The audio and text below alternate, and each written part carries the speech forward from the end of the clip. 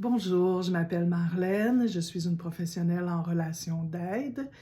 J'ai une formation en sexologie, un baccalauréat et une maîtrise en intervention en toxicomanie. J'ai aussi plusieurs années de mouvement dans les fraternités anonymes, différentes fraternités. Et j'ai aujourd'hui envie de discuter avec vous de flammes jumelles. Donc, vous trouverez sur ma chaîne différentes capsules, dont quelques-unes pour les flammes jumelles. Vous pouvez toujours voir dans le titre les petites flammes qui vont vous indiquer que ce sont des capsules pour les flammes jumelles. C'est pas exclusif aux flammes jumelles dans le sens où si vous allez voir la capsule flammes jumelles 101, vous allez savoir un peu, vous allez plus être en mesure de comprendre qu'est-ce que c'est le phénomène des flammes jumelles, parce que oui, c'est un phénomène, mais c'est pas plus intriguant ou impressionnant que les âmes sœurs. Puis on a l'habitude d'entendre parler des âmes sœurs, ces personnes pour qui la relation est si facile parce que l'aspect spirituel étant de leur côté. Du côté des flammes jumelles, c'est un peu différent. Je m'adresse à vous aujourd'hui et je vous avais dit que je reviendrai parce que je vous ai fait dans la capsule des flammes jumelles 101, je vous ai fait un parcours général et je vous ai dit que j'allais revenir sur chacune des étapes éventuellement. Il y en a plusieurs, pour certains, il y en a 15, 16, 17, mais on n'aura pas besoin d'approfondir chacune de ces étapes, mais je pense que c'est important d'approfondir un peu toute la question du yin, du yang, du runner, du chaser, et du début de parcours. C'est ça aujourd'hui que je veux regarder avec vous, parce qu'on est un peu mêlé dans tout ça. Je vous avoue très franchement que je pense pas que vous allez vous démêler tant que ça, mais vous allez peut-être vous poser un peu moins de questions. Parce que moi, je m'en suis posé beaucoup de questions. J'ai voulu mettre des étiquettes sur tout ça. Et plus on avance dans le parcours, plus on se rend compte que de toute façon, effectivement, les étiquettes prennent de moins en moins de place. Bon, on se ramène au Tao, on se ramène au phénomène yin-yang. Donc, la philosophie à laquelle moi j'adhère, c'est que les féminines sacrées, nous sommes nées yin. Donc, la petite partie noire dans le taijutsu. Et le masculin sacré est né yang, la partie blanche dans le taijutsu. Maintenant, vous avez remarqué qu'il y a une petite perle noire pour les féminines et une petite perle blanche pour les masculins. Donc, ce qui veut dire que dans cette philosophie orientale, chinoise plus particulièrement, et du taoïsme notamment. Donc, nous allons regarder les personnalités des flammes jumelles à partir de cet élément de base. Donc, je vous disais que comme féminine sacrée, je suis née yin. Et dans ce monde, puis ça va être pareil pour le yang, dans ce monde difficile, dans ce monde où on vient expérimenter la dualité qui veut dire on a l'impression d'être séparés, même si les êtres humains, dans l'énergie, on est tous reliés. On pense aujourd'hui, quand on nous explique en physique quantique, l'univers qui serait comme dans une couverture énergétique où tout est relié, tout est associés un à l'autre. Donc, si quelque chose bouge, l'autre bouge aussi. Donc, on commence à comprendre un peu ce phénomène-là au niveau de l'univers et ce serait la même chose pour nous, dans l'amour. Alors, on va se parler beaucoup d'énergie d'amour, de lumière. On est reliés les uns aux autres. bon, on est reliés les uns aux autres si on n'est pas dans l'amour non plus, et on peut voir effectivement les impacts des comportements des êtres humains sur les autres êtres humains quand on est aussi dans le contraire de l'amour, c'est-à-dire dans la peur. Donc, comme petite fille, je suis née yin, c'est-à-dire avec une grande sensibilité, avec un côté artistique, avec un côté lunaire. On associe le côté féminin à la lune, le côté masculin au soleil, donc plus dans l'écoute, dans l'intériorité. Alors, vous pourrez aller voir les définitions plus précisément si ça vous intéresse. Et j'ai comme beaucoup de féminines, je dis féminine parce qu'on peut se sentir dans une énergie féminine dans un corps d'homme, évidemment. Et, mais bon, je ne ferai pas toujours la spécificité parce que ça alourdit un peu trop là, la vidéo. Mais quand je parle de féminine, je parle vraiment de la personne qui se sent dans le couple, la féminine, qu'on soit deux hommes, deux femmes, un homme, une femme, non-binaire ou non-genré, c'est pas important. L'important, c'est de sentir qu'on porte cette énergie-là que je viens de vous mentionner, plus introvertie, plus féminine. Donc, je suis née comme ça et la vie a fait en sorte que pour gagner ma croûte, pour développer tout le côté matériel de ma vie, qui est plus traditionnellement réservé au masculin sacré, ben j'ai dû peut-être écraser, non seulement peut-être, mais malheureusement, j'ai écrasé toute ma partie féminine, ma partie créative, et dans mon cas, ça a été assez important. Bon, là, il faut le voir pour chacun d'entre nous. On a tous des niveaux d'intensité. Peut-être que vous vous reconnaissez moins dans cette intensité-là, mais moi, je suis allée très loin dans cette intensité de complètement mettre de côté l'aspect créatif de ma vie. J'étais tout petite, j'écrivais des poèmes, j'aimais dessiner, j'aimais la musique. Tout ça, j'ai mis ça de côté et je suis allée du côté rationnel, très pragmatique, de faire des études, d'essayer de gagner de l'argent, d'essayer de me bâtir le côté matériel, je dirais, de bâtir ça dans ma vie pour mon enfant et pour moi, ce qui en soi n'est pas un problème. Le problème vient qu'à un moment donné, j'ai plus basculé vers trop de yang. Et je ne peux pas vous parler du masculin sacré parce que je suis une féminine sacrée, mais je pense que si on reprenait notre yin-yang, le tajisu, vous pourriez voir que moi, ma petite perle, là, elle a trop grossi. Je me suis déséquilibrée. Donc, je pense que le masculin fait la même chose dans le sens où on entend beaucoup parler d'antidépresseurs, de la société qui a des problèmes de santé mentale de plus en plus, mais aussi particulièrement des hommes. Dans les dernières années, les hommes nous disent qu'ils sont en détresse, il y a beaucoup de suicides, il y a des statistiques très probantes à cet égard-là.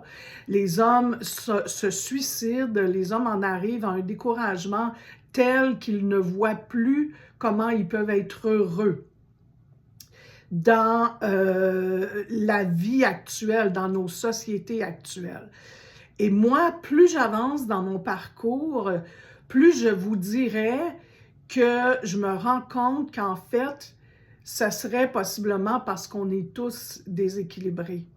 Les parties féminines, les énergies féminines, on a probablement un masculin, une énergie masculine qui est trop développée, ce qui ferait qu'elle serait blessée. Toute notre partie masculine ayant été forcé, ayant été au détriment de notre yin, on aurait blessé notre yin et notre yang serait aussi blessé parce que déséquilibré. Donc, moi, c'est ma philosophie. Je crois que peu importe les personnes qu'on rencontre dans notre vie, qu'on se reconnaisse comme flamme jumelle, qu'on voit qu'on est sur un parcours, parce que bien évidemment, c'est vrai, on le dit souvent et c'est très vrai, il n'y a que les flammes jumelles pour savoir qu'est-ce que c'est la réalité d'une flamme jumelle. Donc, c'est difficile de comprendre si vous l'avez jamais vécu, parce que c'est une compréhension spirituelle, c'est une compréhension qui vient de l'intérieur. Donc, personne à notre place peut partir de l'extérieur et juger ou pas que nous sommes une flamme jumelle. Donc, l'aspect du yin et du yang, grosso modo, ça serait ça.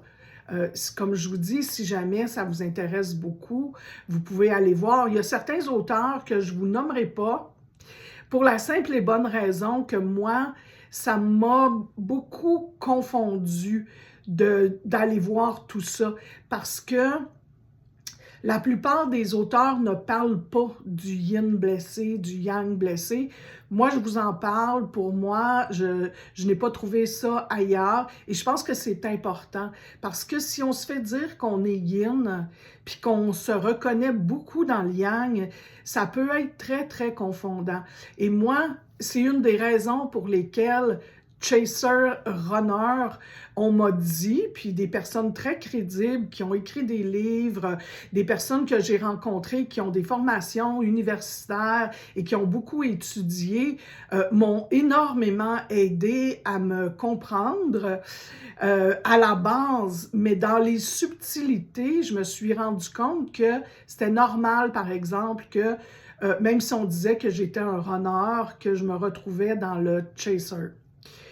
Bon, cela étant dit, si on commence par la fin, parce que je sais que vous êtes assoiffés d'avoir de l'information, pour moi, je conclus d'abord et avant tout que si je suis dans une relation où c'est moi la personne éveillée, l'autre fait des prises de conscience, notre autre va faire des prises de conscience, il va nous les partager ou pas, selon qu'on le voit ou qu'on le voit pas. Qu'on lui parle ou qu'on lui parle pas, qu'on n'est pas en communication avec lui. Mais si on est en communication avec lui, il peut arriver à nous confirmer certaines choses qui vont faire que ça va venir nous dire « My God, j'ai tellement raison de penser que je suis dans un parcours de flamme jumelle. » Alors lui pourra venir nous confirmer des choses. Mais je vous dirais que si vous êtes éveillé, et que vous avez conscience de ce parcours-là depuis des mois, des années, ben c'est vous qui êtes le chaser traditionnellement. Même si dans votre vie, on dit des fois qu'on est runner jusqu'à temps qu'on rencontre l'autre et que là, on va transférer, on va devenir chaser. Et le contraire pour l'autre, il est chaser puis il va devenir runner. Je peux dire que dans mon couple flamme jumelle, ça se voit, je peux confirmer. Par ailleurs, on est tous les deux très, très chasseurs, si on veut le dire en français, et on est chasseur et renard. Moi, j'aime bien dire renard. Le renard qui fuit, le fuyant. On est tous les deux comme ça. Moi, j'avais été très fuyante toute ma vie. Le père de ma fille, il m'appelait le chevreuil. Ça vous donne une idée qu'à chaque fois que j'étais confrontée à des gros problèmes, je fuyais. Et pourtant, dans cette relation-là, ce n'est pas moi qui fuis. Par ailleurs, celui qui fuit est encore en relation, est encore marié, est encore bien installé dans sa vie familiale. Donc, pour moi, c'est clair que c'est lui le renard là, en ce moment. C'est lui le runner, c'est lui le fuyant, c'est lui qui se sauve.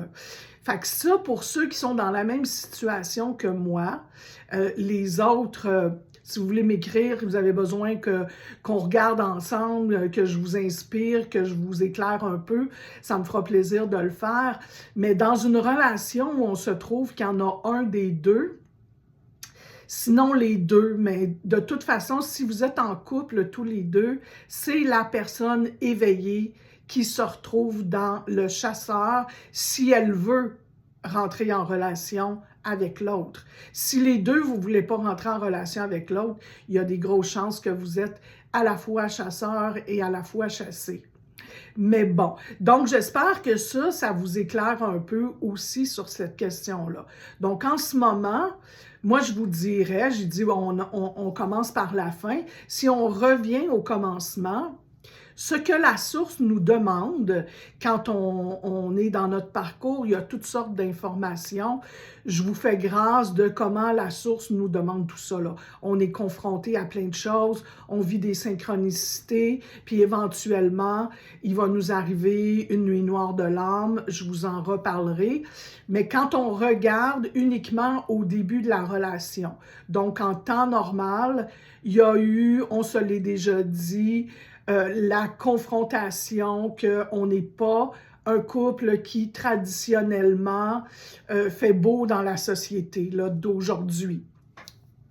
Donc, c'est-à-dire qu'on n'a pas, souvent on n'a pas la même couleur, on a le même sexe, on a une grosse différence d'âge, on a plein de choses qui font en sorte que ça semble être un amour impossible. Et très souvent, quand le féminin sacré ou le masculin sacré, la première personne qui va être éveillée, on va se le dire comme ça, l'éveillé réussit à mettre des mots sur ce qui est en train de se passer, ben c'est à ce moment-là que tranquillement, le renard va quitter la scène tranquillement. Mais pendant qu'on est dans ce qu'on appelle la lune de miel, on va vivre quelque chose, un phénomène énergétique. C'est une des raisons qui fait qu'on réalise qu'on n'est pas du tout dans le même genre de relation qu'on a vécu dans notre passé. C'est-à-dire que quand on est en présence pendant la lune de miel, on se sent équilibré. On a vraiment l'impression que, par exemple, moi, je me sentais beaucoup plus féminine. J'avais tellement, je vous disais tout à l'heure, que j'avais écrasé toute la partie féminine en moi. Et là, j'avais l'impression que la partie féminine en moi se réveillait. Alors, je me disais, quand j'ai fini par me dire, ça a été long avant que je m'admette à moi-même que j'étais amoureuse de mon masculin sacré. Mais quand je l'ai réalisé, je me suis dit, ben ça doit être à cause de ça. Je me sentais féminine, mais tu sais, quand on tombe en amour, on se sent des fois comme on revient à 14 ans. Fait que je me disais, ça peut être ça. Donc, je me posais pas trop de questions à cet égard-là. Mais lui me manifestait beaucoup toute ma partie masculine, mais saine. Donc, il me disait souvent, tu es capable d'aller au micro, de dire ton opinion dans des assemblées. Il me disait, tu serais capable d'écrire un livre, tu as telle et telle qualité. Il me poussait dans le monde. Il me poussait à m'affranchir, mais aussi à me libérer de mes complexes. Parce que dans ce masculin sacré que j'avais développé, j'avais un peu le complexe de l'imposteur. Chaque fois que j'arrivais pour me présenter dans le monde, parce que c'est le côté yang qui va se présenter dans le monde, qui va aller conquérir le monde, on se l'est déjà dit. Alors, chaque fois que j'avais à aller conquérir ce monde, je me sentais terrifiée, je me sentais timide, donc je faisais les choses souvent un peu de façon cachée. J'avais développé, j'avais pris des fonctions de gestion, de haute gestion, j'avais ouvert un cabinet, j'étais très affranchie comme professionnelle, mais toujours un peu caché, toujours un peu dans l'ombre. Lui me disait, viens dans la lumière, hein, c'est un soleil, donc il me disait, viens dans la lumière, viens avec moi dans la lumière, tu vas voir que tu es bonne puis tu es capable de le faire. Donc ça, c'était ma partie masculine qui se développait de façon magique. Alors, j'étais au 7e ciel, j'étais heureuse, j'étais bien. Tout le temps qu'on a fonctionné ensemble, dans notre cas, à nous, ça a été presque 2 ans d'une collaboration professionnelle extraordinaire où on se parlait plusieurs fois par jour, on travaillait ensemble. On est passé à travers l'époque de la COVID ensemble, on a fait des projets extraordinaires. D'ailleurs, j'oublie souvent de dire pourquoi il y a un U dans Flamme jumelle dans le titre de ma page, c'est l'aspect universel. Quand on a une dimension universelle, des projets humanitaires à faire ensemble, on est appelé Flamme jumelle universelle. Donc, on a fait ces projets-là ensemble et vraiment, je me sentais un être humain complet. On parle de complétude. On dit que la source nous demande de devenir un être humain complet. Alors, avec lui, je l'étais. Donc, voyez-vous un peu, quand arrive la séparation, qu'on se parlera dans une autre capsule, quand arrive la séparation, pourquoi on est tellement désemparé? Pourquoi on a l'impression d'être coupé de la moitié de nous-mêmes? C'est comme si on s'était promené avec 50% de nous-mêmes toute notre vie et que tout à coup, là, l'autre 50% arrivait. Donc, on devient un être humain accompli dans toute sa sensibilité, son amour de l'autre, son amour de soi, et aussi dans toute sa force de conquérir le monde, conquérir la vie. Alors, moi, ça fait en sorte que, je ne sais pas, pour mon masculin, c'est une chose qu'on n'a jamais discutée, mais pour moi, ça fait en sorte que je me suis sentie un être complet pour la première fois de ma vie.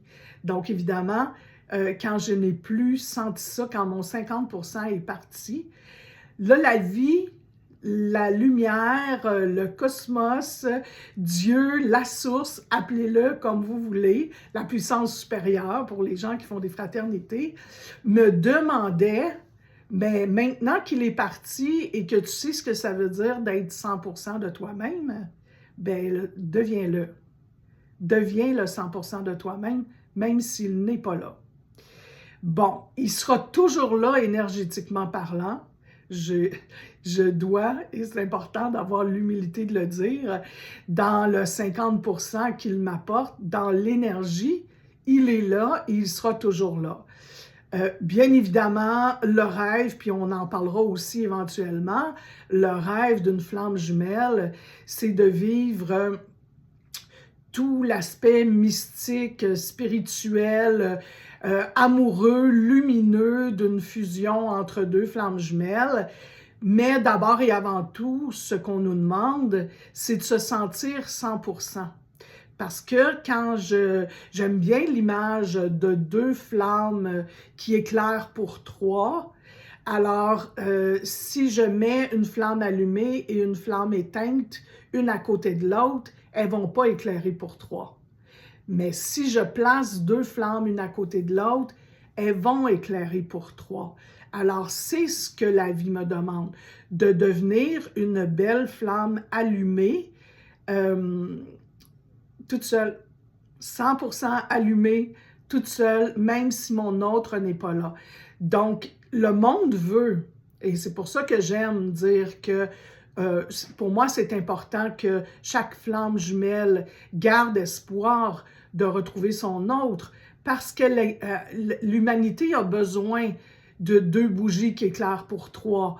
L'humanité a besoin d'amour et de lumière, alors pourquoi pas le faire ensemble? Mais l'important, c'est qu'on devienne soi-même d'abord et avant tout, dans le moment présent, qu'on se sente 100%. Et pour se sentir 100%, il y a beaucoup de travail à faire. Beaucoup de travail à faire sur notre complétude.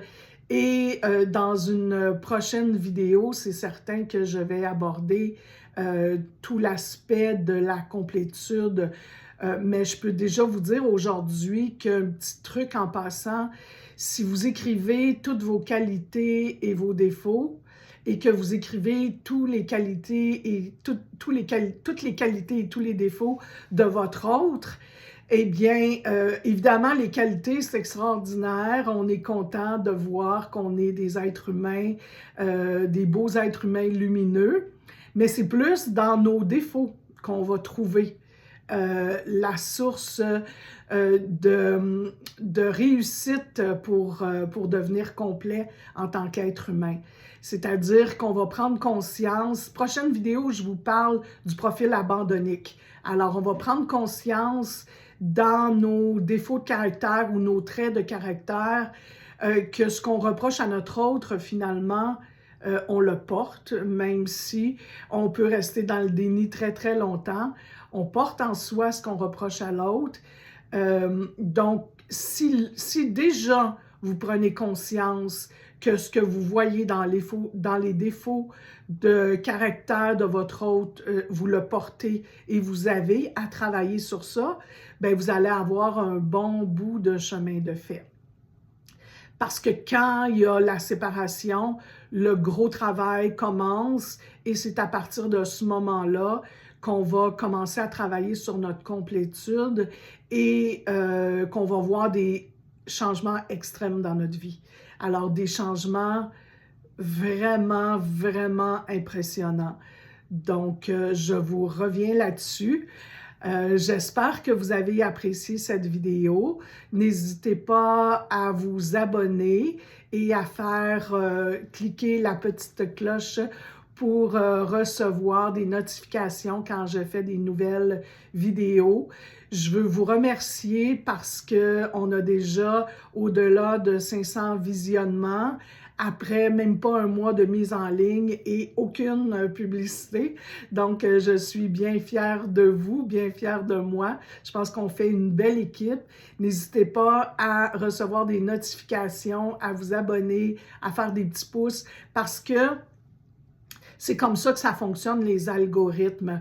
Si vous impliquez sur la chaîne, ben, elle va être présentée plus souvent et c'est ça qui fait comme une forme de publicité.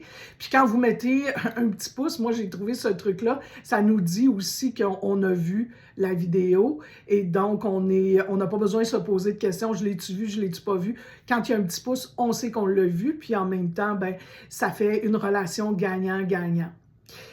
Je suis très heureuse d'avoir discuté de tout ça avec vous. Ça m'a fait grand plaisir. J'espère que ça vous a fait plaisir aussi.